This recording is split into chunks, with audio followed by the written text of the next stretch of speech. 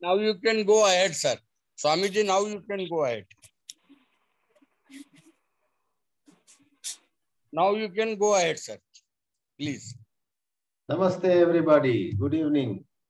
Very delighted to speak to all of you and share some thoughts on contact with nature, its implications for holistic living.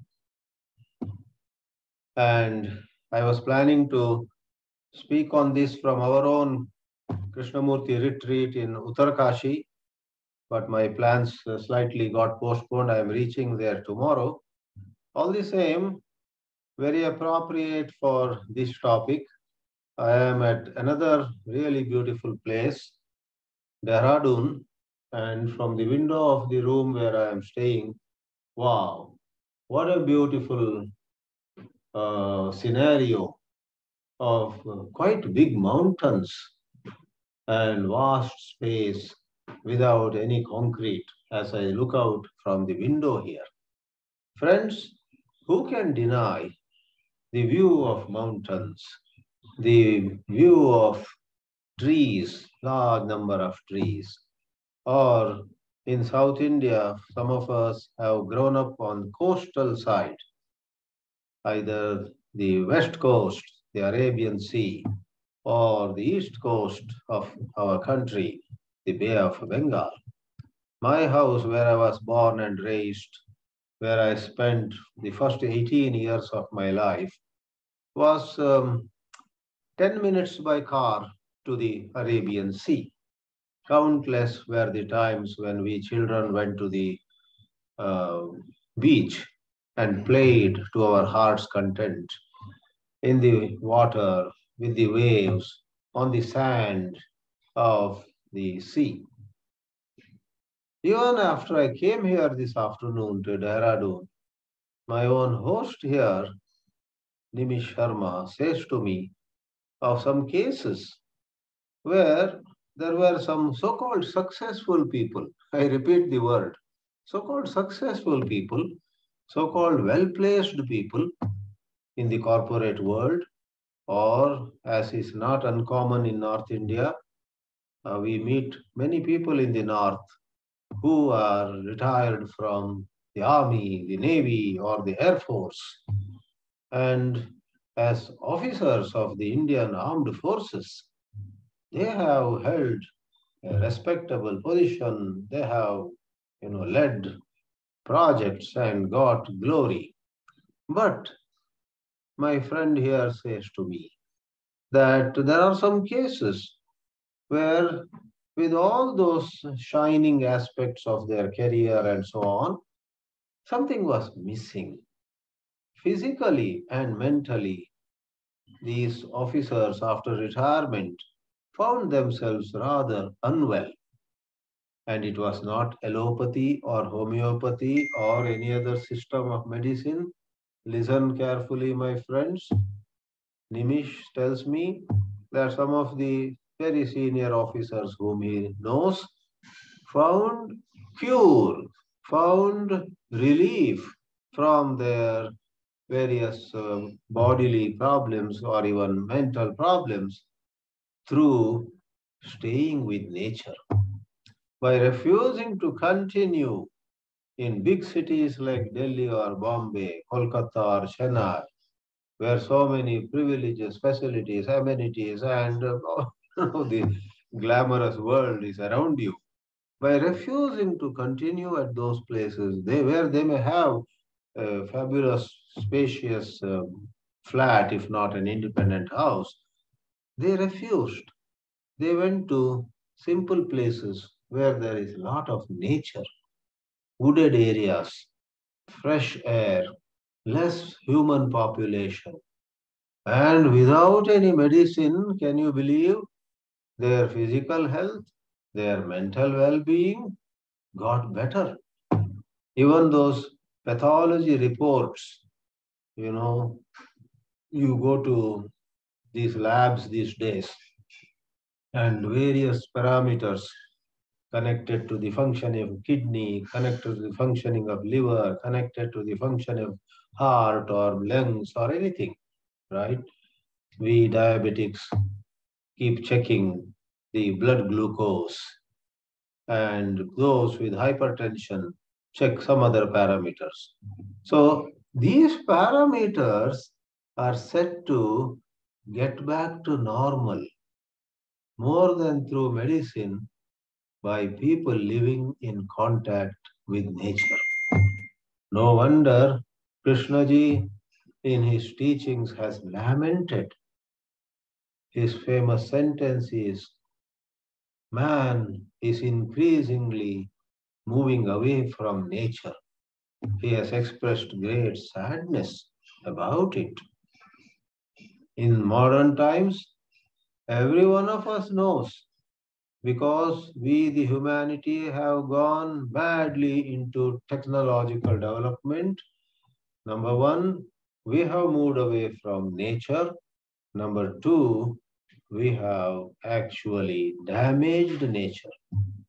It was one of the vice presidents of the United States. What was his name? When Bill Clinton was the president, this gentleman was the vice president.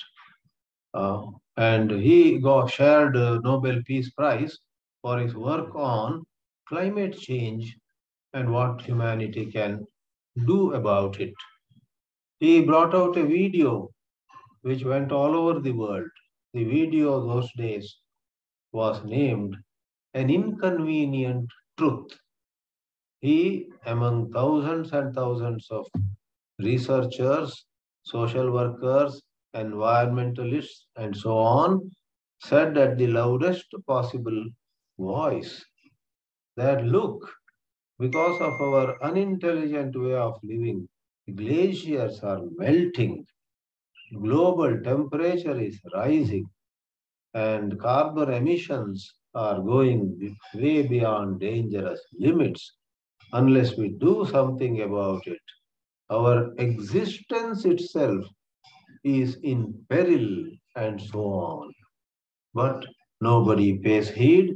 In fact, it is shocking to know that some places, in some conferences, in some global get togethers, countries like Australia have openly said, we cannot sign this agreement. It will be detrimental to our economy. Maybe by 2040, maybe by 2050, we will accept or adopt these rules. Al Gore, thank you. So Al Gore, he and his wife Tipper Gore were very active in that field. Al Gore was the vice president of United States who contested for presidency but did not win, and it was a controversial election. Let me not go into that. Al Gore and the International Panel for Climate Change, headed by an Indian, Rajendra, his full name again I forget. These two shared the Nobel Peace Prize in one of those years for their extensive research and practical suggestions to bring this climate issue under control. So, I would like to say, in the context of holistic living, what is holistic living? Holistic is something to do about the whole. We are getting fragmented. In fact, let me read for you, for a change, what U.G. Krishnamurti, give me just a moment, here it is. By sheer coincidence, this morning I get this quote from U.G. Krishnamurti, not J. Krishnamurti. Most of you know who this U.G. was. Since the whole of nature, I'm quoting from U.G., since the whole of nature is a single unit, human beings cannot really separate themselves from the totality of what we call nature. Human beings cannot separate themselves from the totality of what we call nature. Our sense of separation from nature is an illusion. And it is in this illusion that the I is born, the I itself being the illusion. The I is born and tries to perpetuate itself forever, seeking permanence.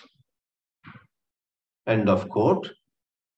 If we reflect for a minute on U.G. Krishnamurti's statement, it becomes all the more clear to us that yes, thought has, by its repetitive message to us, misled us. Thought misguides and misleads us to have as though an independent existence. Then we get busy to protect that individuality, the I, me, and my, and it becomes a very messy affair. Krishnaji was unique, unlike in so many other so called spiritual literature. His uniqueness lay in almost beginning every lecture with certain comments on nature. I must confess, the first time I picked up a book by J. Krishnamurti was in 1981 in the library of IIT Madras. Um, and I tried to read. The book I picked up was Commentaries on Living. And I don't mind confessing before you that after looking at some essays in the commentaries on living, I just put them back in the shelf, saying, I don't know why. I was not happy. You know why? He always began with some description of nature. The birds were flying in the sky. The dusk was setting in. People were going home on that rusty path of the village, etc. And I used to get very impatient. That was my mindset at that time. I was eager to know something about Kundalini rising or some kind of transcendental, and Krishnaji was talking of sunset or some clouds in the sky or some birds moving slowly in a beautiful pattern. You know, it was about 10 years later, in 91 or so, that J. Krishnamurti began to make sense to me. Since then, I have tried to get out of him and I have failed. He does not leave us. Once Rajesh Dalal said to me, once Krishnaji gets into your blood, you can't take that out of you. Maybe because there is such truth in what he says. So I need not give more examples. In a number of places where the audience might be expecting something about how to end the self, how to transcend time or some metaphysical stuff, Krishnaji would begin with a very patient description of nature, and that included some poor people, maybe some beggars, maybe some rich people, whatever. He would describe what is rather than plunging into what should be or what could be and so on. So, in this session, we want to apply our mind a little bit. We want to explore, so to say, this topic of contact with nature. In the Indian philosophical tradition, where much is said about many topics, and one of the difficulties people find with Indian philosophy is too vast.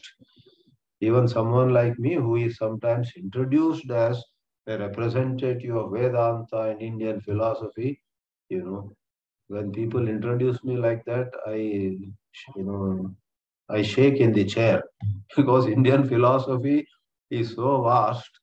What I have studied in last 40 years is probably not even 1 millionth of what is published. Anyway, some of the well-known statements deserve some attention. I'll pick up only one at this moment. The famous statement, Dharmo rakshati rakshitaha. If you protect dharma, dharma will protect you. That's a liberal translation without doing injustice to the statement. Dharmo rakshati rakshitaha. Dharma protects its protectors. With a slight modification, it can be said, Prakritihi rakshati rakshita. Prakriti, nature, will protect people who protect her. Prakriti protects her protectors. This is a truth which everyone is intellectually appreciating, but people's attachment to some standard of living, to some comfort, and certain unwillingness to even try out something new. Ask somebody who is attached to coffee, start green tea from tomorrow. He will shrug and say, "Ah, that is my plan from 2028. So, next 6 years, you want to stay put with the coffee and tea, several cups a day. And 2028, my dear friend, what guarantee there is that you will be alive? Why don't you at least take one cup of green tea from tomorrow without fail?"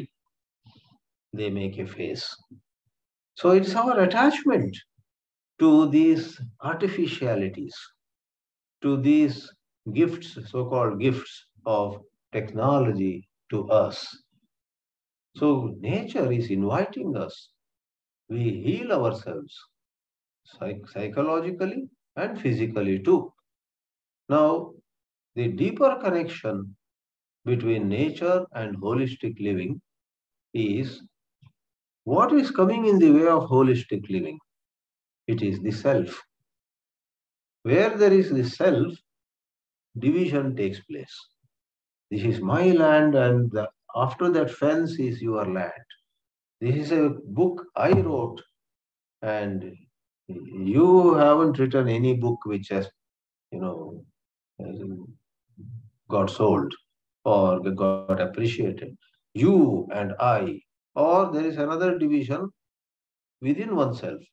How I was 10 years ago, and how weak and poor I have become now. My memory is failing. Oh, my golden days were those years. What is all this nonsense? Golden days, I was so good. Now I have become weak. And what will happen to me 5 years from now, God knows. This kind of thinking, sustains, strengthens, reinforces the self, the little I. And when the little self is reinforced, holistic living goes for a 6. Holistic is, as Yuji pointed out, to appreciate that the entire existence is one. That becomes a distant philosophy for us, not a reality. Because the self in us is up and active with a list of its demands, with a list of things it wants to preserve, protect, safeguard, its image, its status, its being right and other people being wrong. Some of these things are safeguarded by the self. How can the one existence be appreciated? I must confess one more with regard to my study of Krishnaji in the good old days. Long back, when I began, I picked up a book with a lot of diffidence, thinking earlier occasions when I picked up a J. Krishnamurti book, nothing went in.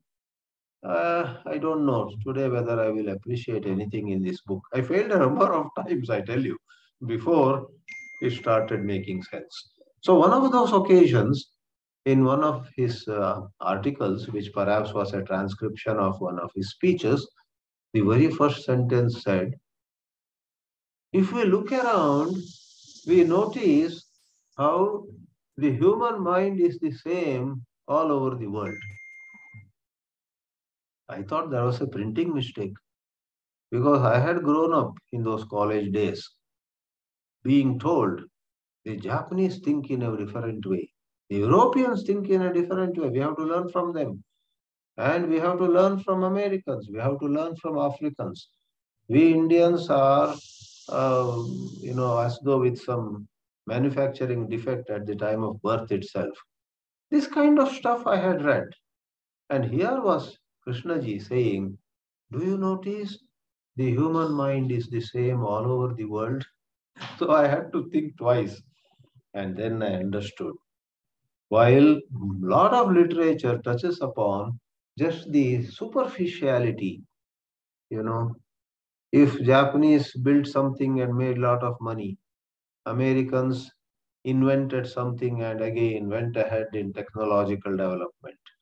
That's very superficial. That doesn't make for holistic excellence. A businessman who makes millions may have nothing, that can be called holistic excellence about his life. Same way somebody got an Oscar award or a Grammy award or a Olympic gold. It means nothing in call it holistic excellence or spiritual well-being and so on. Spiritual well-being is something deeper. And Krishnaji was so right. The human mind, whether in Africa or Japan, Australia or United States or India, is the same. All are chasing pleasure. All are trying to protect their superiority in some context. Therefore, this self which divides, how will it get sublimated? How will the self take a back seat? Not by reading another book, not at all by giving another lecture on a Thursday get together of these Indorians, not by writing books either, but by being in contact with nature, being in contact with what already is, not what is man made. Thus, it is in the, it is in such literature. I may share with you, though I have never been a student of English literature, I went to science and technology with pride, but later on in my later years, I looked back with a sense of shame only. But when I went into science and technology, it was a matter of, I'm studying engineering. Nothing, it doesn't mean anything at all. But John Keats, the famous English poet, said a line which I picked up, of course, in allied literature. Heard melodies are sweet, the unheard ones are sweeter. What does it mean? Heard melodies. Somebody plays piano, somebody plays sitar, veena, the flute, somebody sings Hindustani or Carnatic. These are all heard melodies. We hear the recital, the performance of this instrument or that instrument or this vocal. Heard melodies, they are sweet. We bow down. But Keats had that far reaching insight to say, the unheard ones are sweeter. My understanding of that statement is you go for a walk in the woods. Today we have Chhabraji with us, so glad to see him. He loves to be on those hills, whereas I love to be with my laptop in the heart of Madras or Bangalore, writing an article on nature. But Chhabraji actually goes, and maybe he leaves he may not leave the laptop behind in Delhi, but he loves the mountains. And secretly, I envy him. That's where I need to arrive. So, coming back to Keats, John Keats, heard melodies are sweet, the unheard ones, the very sight of need not be big trees, a small, tiny flower that has blossomed this morning, the very sight of a little bee going from one flower to another, and a stream, and the sunrise, and feeling a waft of wind, feeling the touch of breeze. You and I know, though I confessed I like to be with the laptop in uh, maybe Mylapore in Chennai or in Jainagar in Bangalore. These are also well populated places where you get a 10 feet by 10 feet room, nobody to disturb you, and you sit with your laptop. You know, this is the sad condition of modern education, what modern society has made us into. All of us know in our heart of hearts, the contact with nature gives us as though a new lease of life. Number one, we feel rejuvenated. We learn so much from nature.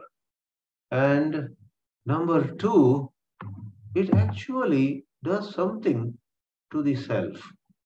The self gets weakened. The self as though gets attenuated. I'm sure a lot of you have seen some video which came where they show the entire universe, then the galaxy called Milky Way, there the solar system, there the planet called the Earth, there the country called India, there the state called Madhya Pradesh, there the city called Indore, and there is a house in which you are sitting. So you are, in some sense, so tiny, a dust particle in this cosmos. But there is nothing to lament about it. A dust particle or the Himalayan mountain, what we realize is we are inseparable from the universe. Yes, in one sense, I am a dust particle. In another sense, I am the universe. Aham Brahmasmi. I am the universe. Because if there is no dividing line created by thought, where is littleness, where is smallness? There is only one existence that is unbroken. Therefore, I have rambled, I have gone about the topic in haphazard manner. I wish to conclude saying nature is not dead, is not inert. The mountains too have life. Nature can do wonders to us. Can anybody dismiss or deny the role played by his own mother? Nature is like our mother, and being disconnected from our mother, think of a little child especially, disconnected from his or her mother, experiences tremendous amount of confusion. Likewise, we, the so-called well-read, university-educated people, may not realize clearly, may not openly admit, but we are all living a disconnected life. For we have lost touch with nature. This way, contact with nature is far more than what meets the eyes. It seems to be a very serious domain. I must say that there is vast amount of literature with statistics, figures and everything. And what I have shared with you is some random thoughts in a certain unstructured manner.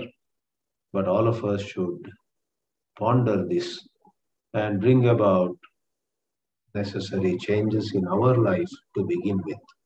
Thank you for your patient hearing. Namaste. Thank you very much, Chidanandji. May I request Harshad Parikh sir to unmute and say something? Okay. Okay. Are you able to hear my voice? You are able to listen. No problem. Okay. Thank you, Swamiji.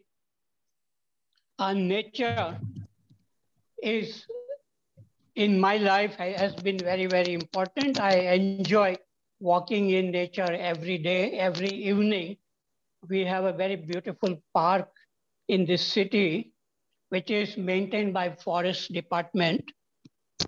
And it is wonderful to watch the sunset and watch the birds and the animals and the trees, because the nature gives us a sense of space and beauty. The rishis of the Upanishads, they lived in the forest And because of living in the forest and also studying, the students studying in the forest, they could observe much more than the students who live now with all the modern technology. So nature is very, very healing, and it reminds me of American philosopher or poet Henry David Thoreau. He lived in the forest for 2 years, very, very simple life, and he was observing nature and learning so much from nature. And he was very much influenced by Indian philosophy of Bhagavad Gita. And our Mahatma Gandhiji was influenced by Henry David Thoreau. So it's wonderful, uh, the book written by Thoreau called Walden. It describes what Thoreau learned from nature, and he lived like a yogi. Krishnamurti loved nature very, very much, and all the places which he has selected for his schools, they are very, very beautiful, lot, lot of space and silence. And I was fortunate to live in Rishi Valley for many, many years. And every morning, I used to go up the hill to look at the whole valley and close my eyes, look at the hills surrounding and the trees and the birds flying. And I always felt that it was so wonderful to just sit there on the rock and look at the valley. And on full moon nights, I would take students for a full moon a night walk, and we will go about 2 kilometers away from the school, sit on the rocks of a hill, and listen to some songs about moon. And students liked very much this nature walk. And also sometimes in the evening, I used to take 1 or 2 or 3 students for an evening walk. And also every evening, students sit silently and watch sunset. And this was advised by Krishnaji. It is called Astachal. And the whole school used to be there after having bath and sit quietly for 10 minutes looking at the sunset. And that was a time for learning about our inner world. And Krishnaji says that when we lose touch with nature, we lose touch with human beings. And this is true because in big cities, there is not much nature. Everybody is busy. They are going on the vehicles, lot of noise, pollution, lot of thinking, and there is no enjoyment of looking. But even in the city where I live, I walk on the street, there are very, very beautiful trees full of flowers, and there are lots of birds. And every morning, I go up the terrace to watch the sunrise. And at night, I watch the stars and the moon. And it's wonderful wherever we are, we can enjoy nature. But much better in the places like Rishi Valley or Rajghat or Sayadri School or Valley School. And each of these schools Krishnamurti has founded has a lot of space, silence, nature, and one can learn indirectly from nature. When I was a teacher in Rishi Valley, I also used to go to Himalayas every year to different places and to walk around, look at the trees, and enjoy the beauty of nature, going in the morning and walk through the forest and come back in the evening like that.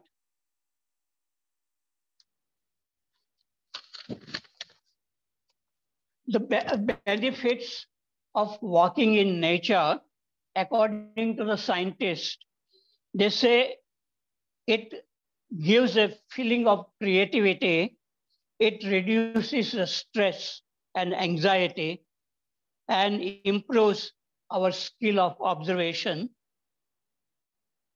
I feel that both Krishnamurti and Ravindranath Tagore, they learned a lot by walking alone in nature, and they had inner sensitivity.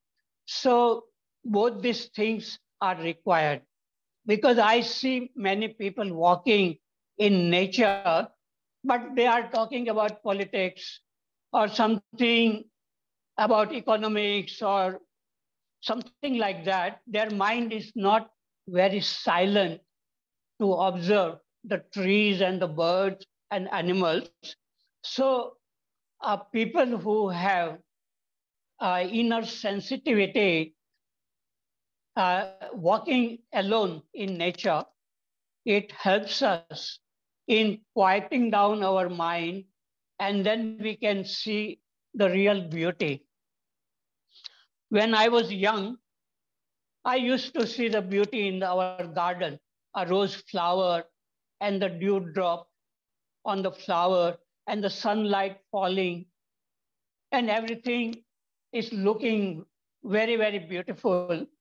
But then I studied in the school and the college, and I went to America and I had many problems, and my mind was thinking too much. So I had lost that sense of beauty in nature, which Krishnaji was describing.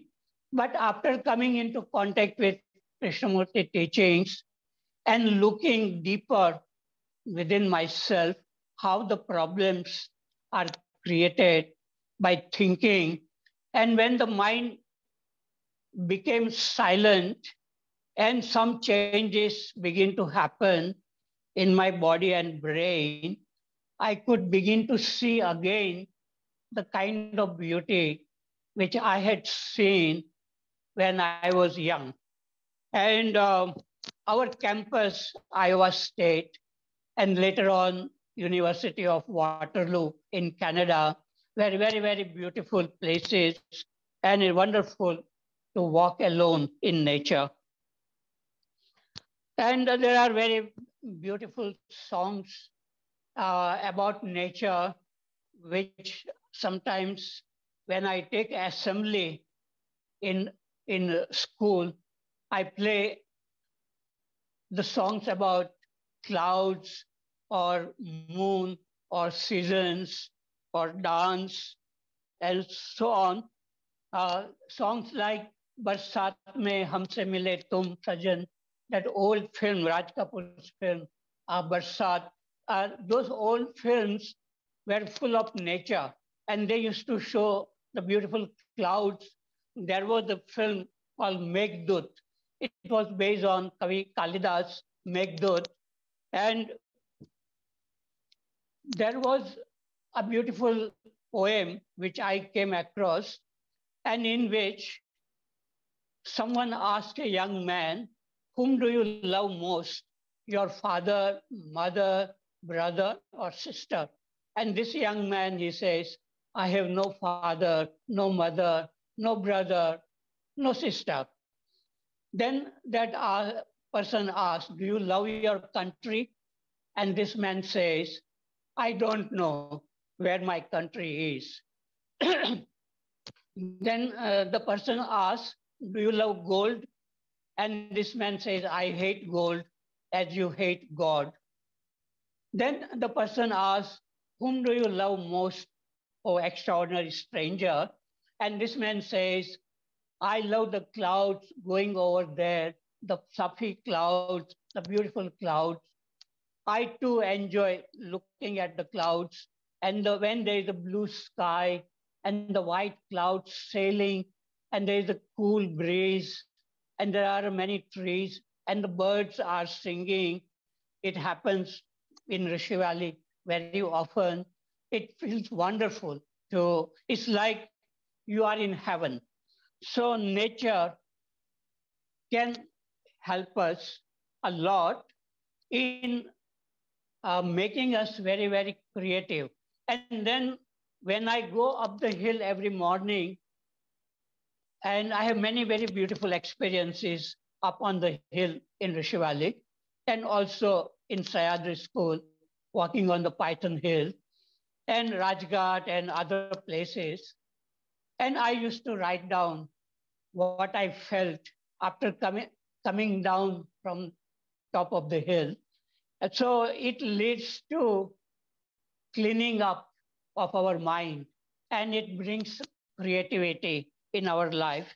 And it is wonderful to be living in nature. And I have visited many, many beautiful places, Canada or Ohio or Brookwood, Switzerland, Belgium, Italy, Germany, Australia, New Zealand. They are all very, very beautiful places.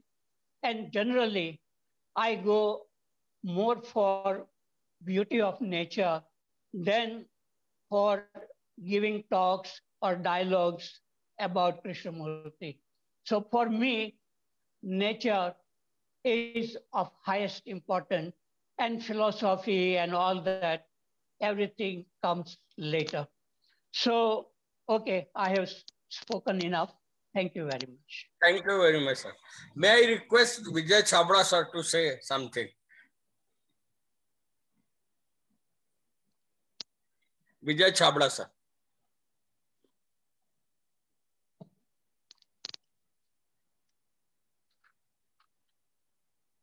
Please unmute, sir. Now. Yeah, it has been done. Now it got. I was not able to unmute. Yeah. To my mind, contact with nature and being in nature, it came to my mind, they could be not necessarily the same thing. There, nature can have a decorative function for you. You can connect to it in a certain way as for a change. Many people come to the mountains, to the hills, running away from heat, maybe escaping from heat, or for uh, some kind of uh, relaxation, recreation. But that's probably being in nature. And also, people who live there, I sometimes wonder, is it that wherever you live, uh, there is always beauty around, but we don't seem to connect always. We get used to things also. So when you go to some place, and maybe what is that freshness, initial freshness, when you look around and maybe you go after a long time to the mountains or to any such place where you have a blue sky and the uh, sky is full of stars in the night, and the kind of thrill that is there, the kind of a sense of awe and sense of uh, you almost vanishing when you stand on a beach, lonely beach, and no people around, and the vastness of um, waves and the sea in front of you. You almost vanish. But if you live there and if you go day after day, what happens? This does this freshness sustain itself, or like, or there are memories of your previous experience, previous day, not very old memories also. Even memory of the previous day will prevent you actually from looking. There's one interesting statement by Krishnaji. You go to the monkey goes to Himalayas, remains a monkey. So doesn't become anything else. Uh, so uh, so it's not so. What is it that I think you refer to, that sensitivity, inner sensitivity that you are able to? Uh, there's a connect with nature. Either it is there or it is not there. It is not something you can uh, maybe initially by making a change, change of place, change of scenario, maybe it gets triggered in some way. But uh, what is it that will sustain? No, what does it? Uh, why doesn't mind remain that sensitive to things around, even in the your balcony or maybe in front of your house? You see, there's a small garden, and whether we are able to really look at that and see any you notice any movement there, new leaves there, or it's our garden and we used to it. Yes, we talk about it. And same in Himalayas, people who live there, you see that most of us get used to things, used to those that vastness also. Yes, it probably does something to your brain because you notice that in general in the those spaces, vastness of spaces, and the way mountains are less populated, and a little more attention to maybe greenery, to there are such festivals that uh, encourage you to plant new trees and celebrate seasons. Um, Still, that very often, very quickly, things do become mechanical. Um, but there are uh, uh, we have this, we all know this friend Mukesh. His wife is, I have always found very connected to what she has a green hand in a way. So when she would come out of the house and look at the plants, I would look at her eyes. What joy that, it's noticing everything that has come from last evening, and now there's a whatever little change, noticing that, and there's a joy. So uh, that connect, um, why that natural connect, which we, I think, as children, I feel maybe we have, at least uh, maybe some of us have more or less, but that initially that is there. As long as we are observing, we are not, we haven't started living in the world of thought and memory. There is still that observation. There is still that uh, uh, more of uh, listening, maybe without understanding, just listening, hearing sounds, looking at things with some maybe surprise and curiosity. So that I wondered, what is it that makes one get used to things and not uh, not just be in nature, but be connected, be in contact. So that's been my inquiry in a way. Uh, and of course, by being in nature, you give yourself that opportunity, which we can do easily perhaps, but uh, I think most people get frightened of. They come with great enthusiasm maybe to such places, but uh, they can't stand it very long because you come in contact with, you have to confront your maybe that stillness, which you interpret as loneliness or whatever. And uh, so, so unless you have that urge, unless there is that urge and that natural connect, uh, though you wish to have that silence around and such spaces, but you also paradoxically can't stand them. That's also very interesting to see. So that's all for the moment. Thank you. Dinesh Waghmare, please unmute and say. You can ask question to Chidanandji because Chidanandji will be not there after 7:15. Okay, are you able to listen to me, sir? Yeah, everybody is able. Yeah. Very well, very well.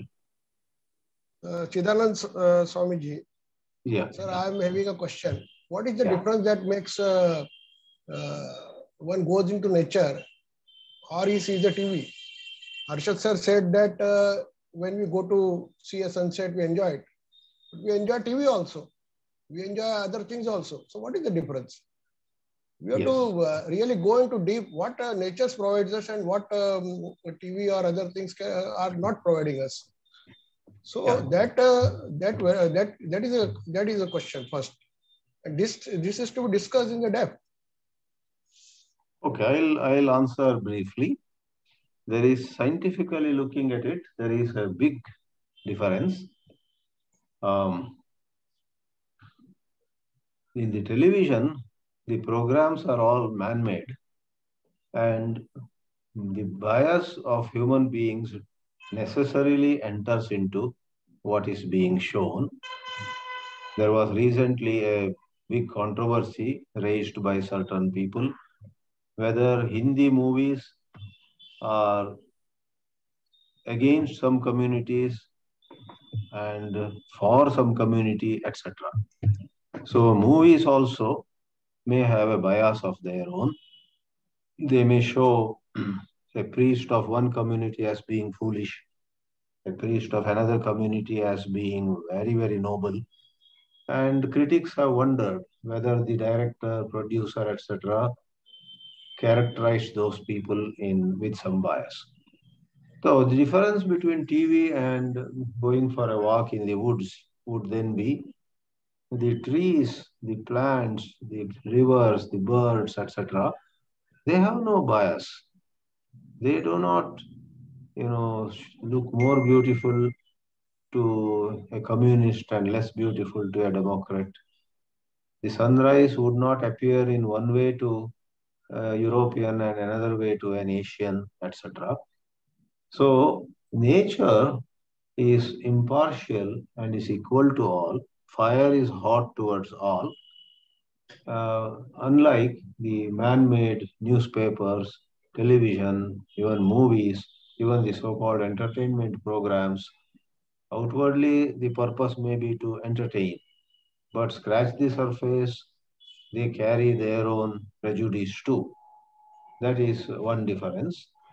And as a consequence of this bias, etc., the enjoyment we receive from television, internet, etc., is likely to strengthen the force of thought in us. Whereas a walk by woods, walk in a garden, sitting quietly on a bench looking at ducks swimming on a lake, such things do the opposite.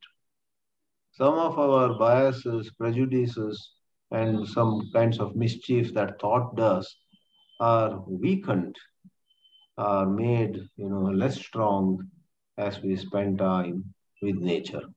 So in one sentence, my reply to your query, of course, I may not be fully right. This is my submission. So one sentence, my answer is television strengthens the force of thought, which is conditioned energy, and nature weakens that same conditioned energy. So are we saying that they are having the healing effects? Nature is having the healing effect because they emit the various frequencies of energies, healing energies, which is also proved by the science by Kirlian photography, that plants emits different energies like banyan tree. They are having a very healthy energy projection. And you are having also energy field around you and it enhances your positive energy. And whereas television is a mechanical sort of thing which doesn't give you those vibrations.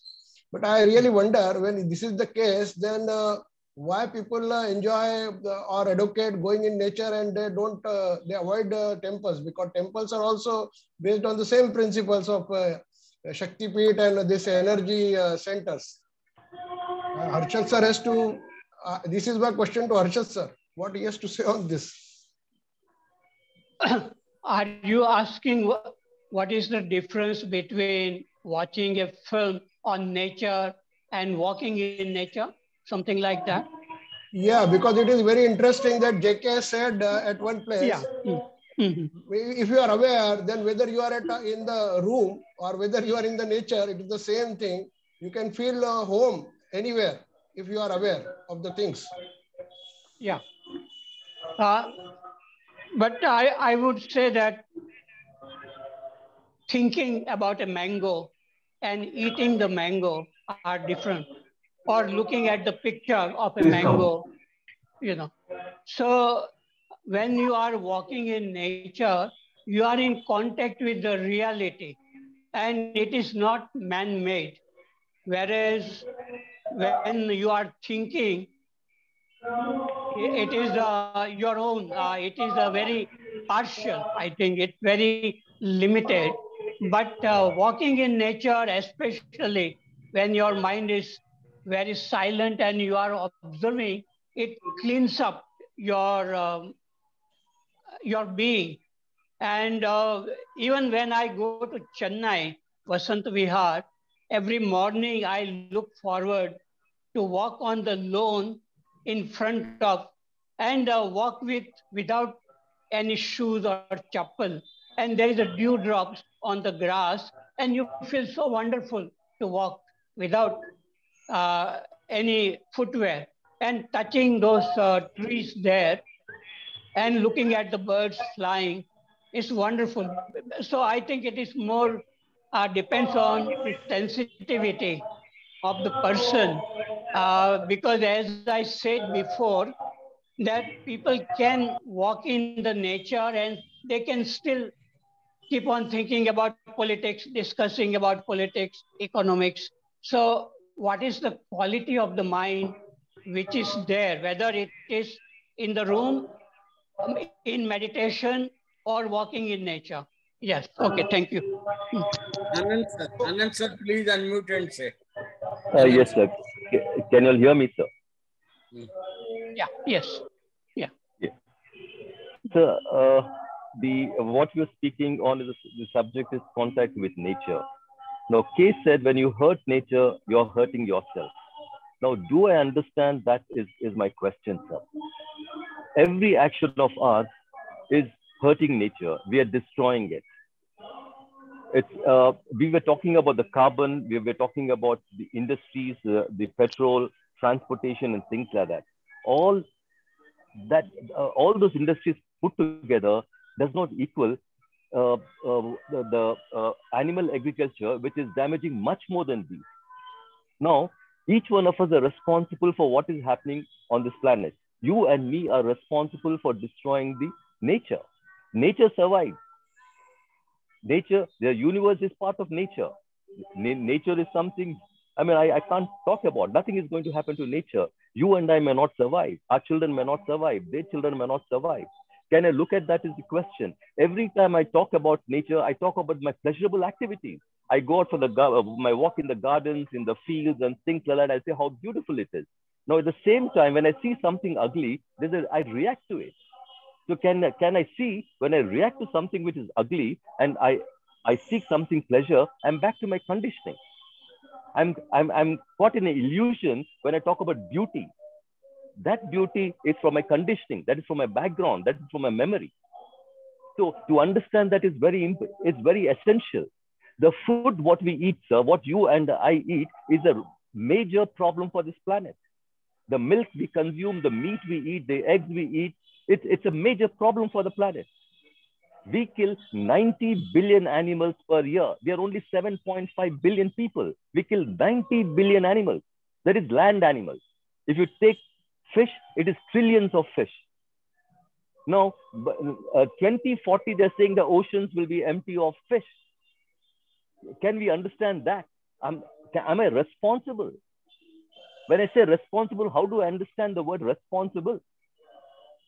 I talk about freedom. Freedom and responsibility go together. I think I'm free. I do what I want. That is not freedom. Freedom means responsibility. I'm a responsible human being. I'm a responsible father. I'm a responsible human being, which I don't look into it. So I talk about pleasurable activities all the time. I say, why that thing is on the road? Why is the road ugly? The moment I say ugly, I'm lost. I have to be in communion with everything, the beauty and the ugly. That is what Kate talks about. But in every conversation, in every meeting, we only talk about a pleasurable activity. We avoid the ugly part of it. So where is the communion is what I would like to ask. When we are talking about contact with nature, where is the contact? Are we in contact with nature? We are destroying it every day, every minute, every second. Right now, every hour, 10,000 forest acres are being cleared for animal agriculture. For the milk you drink, I drink. For the coffee. Somebody said sometime back, somebody gives me coffee, I drink. If I'm responsible, would I do that is my question. Do you understand that that is a major problem? I may be a very, very tiny part of dust in the universe, but that tiny dust has got responsibility, which is tremendous. I'm putting in words, it's beyond words. So how do we understand, sir, when you're talking about nature? We again go back to our pleasurable activities. What I see, a beautiful sunset, beautiful sunrise, seeing the moon, moon in the water and the leaves and all that. Can we be responsible, sir, as Krishnamurti's readers? Can we see what is happening? Can I take action?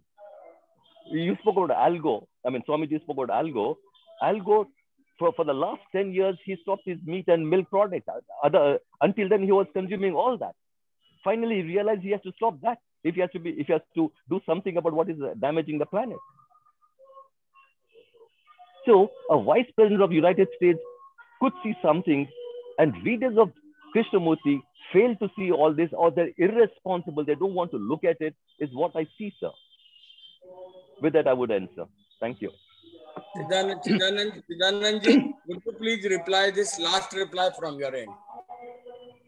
Actually, in one of my earlier talks, I had mentioned how the Shailesh Rao in USA had worked with Al Gore for many years, and Shailesh Rao from South India remarked to Al Gore that your focus is so much on the corporate, contribution to pollution of air and all those. What about this food, veganism and so on? And what I heard was Al Gore assumed a stony silence. But today I'm happy to hear from Anandji's sharing that Al Gore at least personally took it seriously and gave up meat. So that is nice to know. But I think because he was getting old also, he sort of expressed his inability to extend his work to that area of protecting trees, protecting the grass lands. Because Shailesh Rao, based, if I remember right, in Arizona, gave up all his computer career. Of course, he had succeeded and made enough of money. And now is 100% dedication to this veganism. His famous book is Carbon Dharma. And having quoted it several times, tonight itself I'll get that book and I'll myself read. And whenever I hear about veganism from Anand and others, I am deeply touched. And thank you for telling us repeatedly with all that patience. I think we need to change our food habits, our life habits. No point in just talking on and on, quoting some big books and Sanskrit and all that. Thank you, Anandji. So my full appreciation for Anandji's sharing. Pradeep Verma, please unmute and say. Yes. Yes. Am I audible, sir? Yeah, you are audible. Yes, yeah. Audible. I am not putting on this video because otherwise there is a network problem. So I was listening to what Anandji said time and again. The same feeling of helplessness in him. seeing around, looking around. My only suggestion is I can question myself only. You see, I can only question myself. Nature is always in contact with man. You see, nature is always in contact with man, as it cannot be otherwise. Before industrial revolution, back in history, man worshipped nature, partly because it was mysterious and mostly because it was useful in many ways. Yeah, another observation, movements in nature are almost invisible. Movements in nature are almost invisible, as if nothing happens or happened. It never disturbed the human psyche. There was a non-verbal communication and communion resulting in harmony. This was the time when Vedas were written, Upanishads were written, or something like that. I can imagine only. But conscious harvesting through controlling forces of nature by man changed the entire dynamic of human activity. Swamiji rightly quoted Al Gore's Earth in Balance, that book, beautiful. But the Faustian mind started exploiting natural reserves to make powerful machines and colorful toys, finding new ways to earn profits, using resources eccentrically, disturbing the natural balance, affecting thousands of living beings as a consequential collateral damage. Self that was naturally expansive, got narrowed down to sensate values. We are in the lap of synthetics, including some of the genetically modified foods, fabrics, and even flowers. We have bargained our soul very cheaply. Observer and observed have become more distinct and hence more difficult to understand J.K.'s vision, you are the world. You are the world. We are connected selectively through electronic signals. This is our connectivity. Once I wrote a Hindi rachna. I will just share 2 lines from my rachna. That is, पर्यावरण को समझ पराया, नोच रहा अपनी ही काया. This is our situation. We have sold our soul to Mephistopheles. Thank you very much. Thank you, friends. Shakti sir, please say. Sir, I just wanted to say something about the question which Waghmare ji raised, is about looking something on TV or on cinema screen and watching nature. So you see, I feel that watching television or cinema screen, we are concentrating. We are looking at that scene only. Whereas when we are in nature, we are not only attentive to the whole thing. Usually the splendor of nature, it absorbs us. But that absorption, it suspends the monotony of thought for a while. But it also invites us to be attentive. And that attention, that wide attention, which also includes the attention to my own reactions, you see, that is not possible while watching a TV or a cinema screen. Thank you, sir. Sir, I think, can I say something here? You can go ahead, please. Can I say something here? Please. Nobody stops you. Please Sir, go ahead. Sir, I changed my question. Why the nature and plants are having healing effects? That is to be seen. Why nature and plants are having healing effects, which the inanimate or other substances do not have. Pasha sir. Please, Pasha sir, please unmute and say. Good evening, sir. What I want to say is, sir, every activity of human being is having some or other side effect on nature, sir. Even the mobile phone I'm using now, it is having some negative effect on honeybees navigation system, it seems, sir. Because of that, their population is decreasing, it seems. The huge agriculture activity which is going in the world is also creating problems, it seems, sir. I'm eating rice every day, sir. And the electricity which I am using now is also having side effects, which is causing harm to nature. I always come to this point and I feel helpless, sir. What I can do? In this regard, sir, today in JK Study Center Vijayawada group, Dr. Prakash Maheshwari ji gave one quote of Krishnamurti, sir. I want to read it here. Nature is those mountains, snow-clad with dark blue valleys, range of hills meeting the sea. The universe is a part of nature.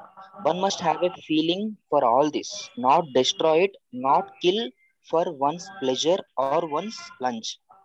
We do kill cabbages, the vegetables we eat, but one must draw the line somewhere. If we do not eat vegetables, how will you live?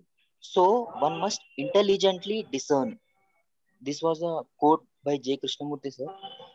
To whatever extent possible, I think so, we need to intelligently draw a line, sir. That's all. Why? Because any activity is having a reaction, sir, in the nature. Any activity you take. Even my driving a car, vehicle, to what extent I can control that, we need to decide, sir. So, thank you, sir. Thank you, Pasha sir. Thank you. Sir, Harshad Parikh sir, would you please say something now? Yes. Yes. We are destroying nature, and it seems that when we are hurting ourselves, we hurt nature also. Because we are not very clear, we don't have love and all that sense of beauty. And beauty is not just the outward beauty, but the inward beauty when that self, it doesn't exist. So when a person has sensitivity, then he will do, maybe he will do some harm, but it will be a minimum harm. Because without, as somebody said, we cannot live without harming nature because we have to grow food for our survival. So, but we can do the minimum harm. And if we live intelligently, and for that we have to look inward and be free from many, many problems which we create in our relationship with human beings and with nature. So I think the teachings of Krishnamurti are about looking inward and see if we are doing any damage to ourselves. But we cannot change the world. Krishnamurti cannot change the world, and nobody can change the world. But when we begin to look inward, some changes begin to happen. And then our life becomes much simpler and we do minimum harm to the world. Okay, I have finished. Anand Can I sir, say do you something? want to say Yes, sir. something? Yeah, please. Yes, sir. So, I mean, K has repeated the same thing in 1,000 different ways. Now, when I say something, someone says I'm obsessed with it. Okay. The moment I say I'm obsessed with it, I mean, he's interpreting what I'm saying. Now, 97% of the scientists are saying we are at the threshold of the sixth mass extinction. How do I look at that? As a responsible human being, can I not share that with the care readers? I have not asked anybody. I have not asked my son, my sons. I have not asked my wife. I have not asked my brother. I have not asked my sisters. I have not asked anybody to stop consuming milk, dairy products, meat, silk clothes, leather, and all that. Even medicines, I've changed. If it contains anything to the animal part, I don't consume that. I'm not asking anyone to do that. I'm just sharing what has come to my knowledge, what I see, what 97% of the scientists are saying. When I say responsible, then it also means I can't be responsible without love. When I'm not saying there is love in me or not, but I'm saying I see that there is a problem for the whole humanity, for my children, your children, everybody's children, every human being on this planet and other species. Every day, 100 to 200 species are going extinct because of your action and my action. Yes, technology has given some benefits. We're not talking about iPhones and other things, but animal agriculture is more than 50%. Just animal agriculture, our consumption of food, meat and milk products is more than 50% than all the others put together.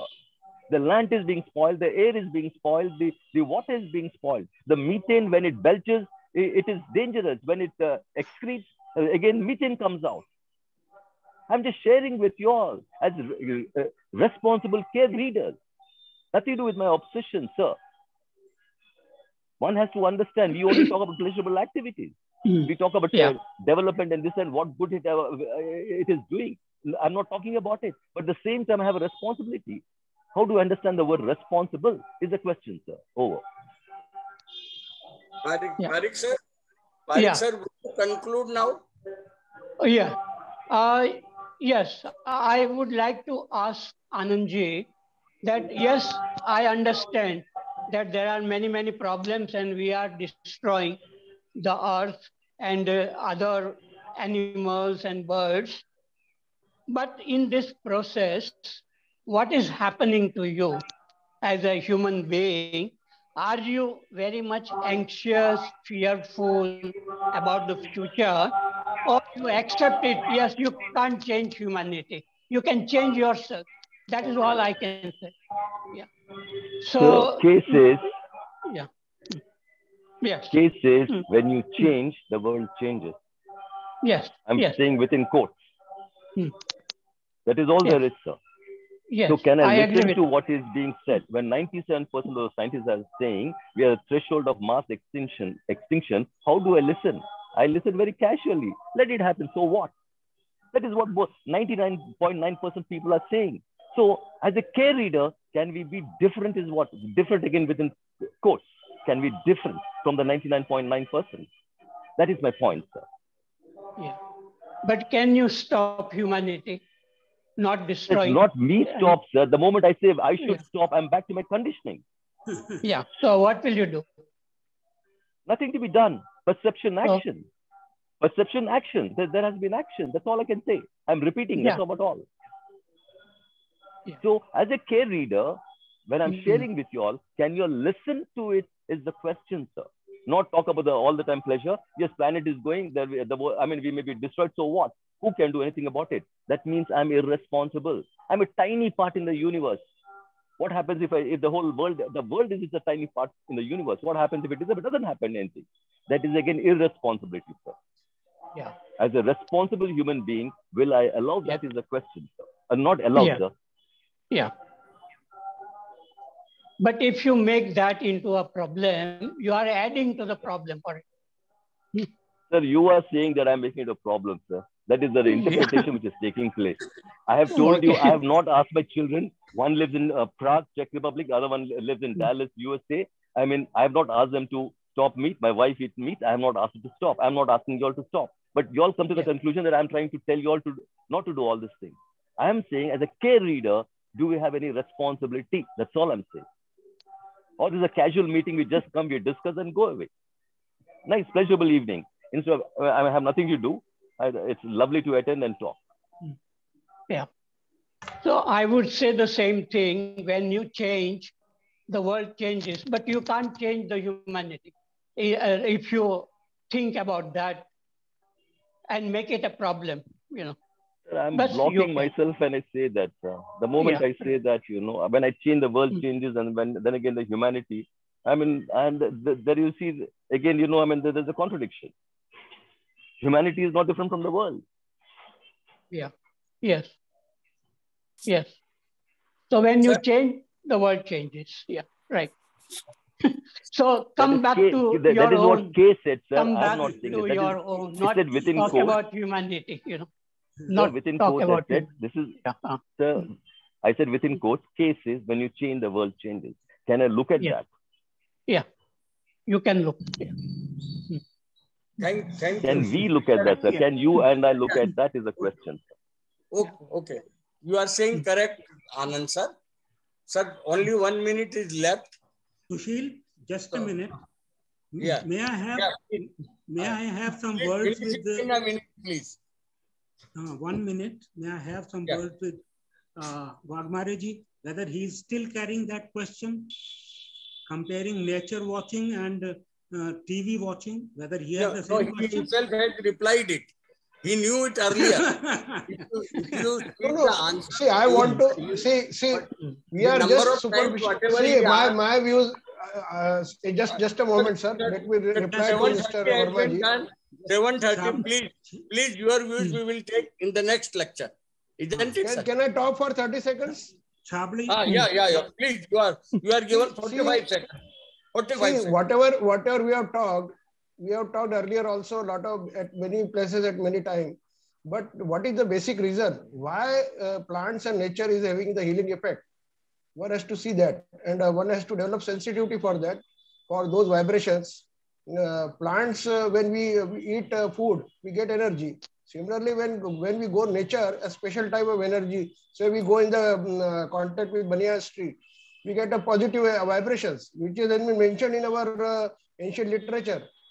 But we have forgotten all that, and so it is to be seen at a deeper level, sir, not superficially. That's what I want to say. Thank you. Yeah, we have taken a note of it. We will be taking it to deeper level. Thank you. So nice of you, sir. So nice of you. World goes the way it goes. Elon Musk has earned more by selling carbon footprint than producing these electric cars. This is the position of the world. Right. The world goes the way it goes. But you can change yourself, and you should do that. So it is already 7:31. I must stop now. And Modak sir, please close it now. Thank you, sir. Thank you. So Thank you. Thank you. Thank you, everybody. Thank you, sir. Thank you very much. Yeah.